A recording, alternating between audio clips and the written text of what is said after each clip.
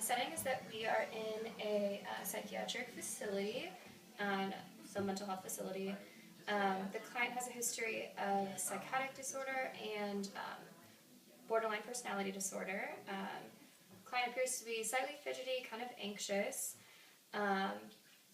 She's not really maintaining good eye contact, and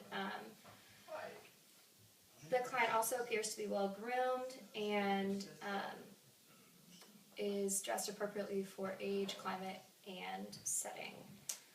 So we're going to start the interview. All right, so what brought you into the facility?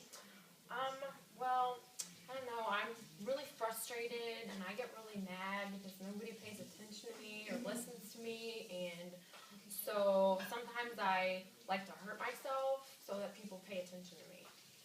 Yeah, I know that can be kind of frustrating. So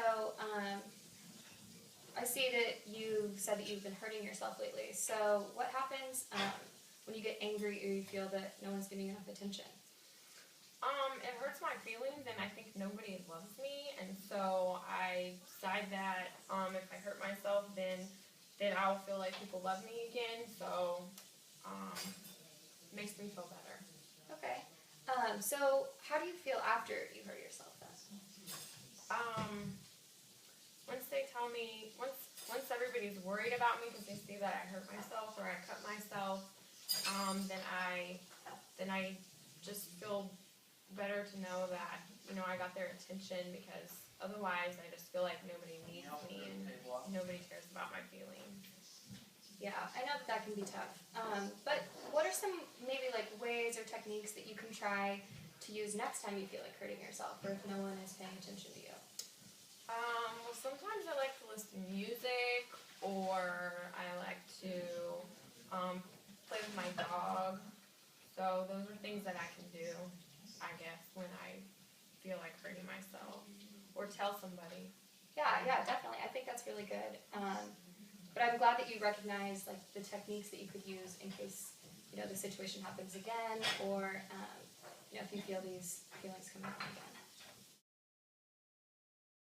My name is Sarah, and I am the nurse caring for the patient Rachel.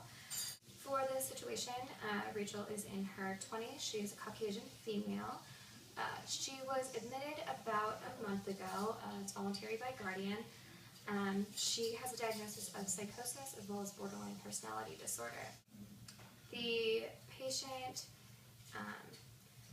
has had suicidal attempts and recently has been dealing with suicidal ideations. She was admitted for, again, attempting to commit suicide and hurt herself a month ago. She's had several stays in and out of psychiatric facilities since about the age of 16, when she was diagnosed with borderline personality disorder. The patient takes an antipsychotic as well as a few other psychiatric medications in order to lessen anxiety, and it also takes an antidepressant.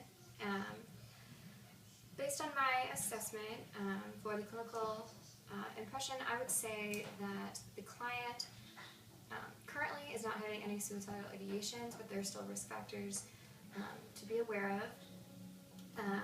Currently, I would say the patient has been coping with her stay in the facility. From the time of admission, she has improved significantly. She's eating about 90% of her meals. Her appetite has increased, and she's more willing to attend groups and participate. She's been responding well to treatments, has been working one-on-one with the attending physician. Patient has no history of hallucinations, states that she is sleeping well, reports no flashbacks, and has occasionally dealt with her suicidal ideations, mostly related to not having enough attention. The client reports that she doesn't necessarily want to die, but she just really wants attention and doesn't feel like she's getting the support that she needs.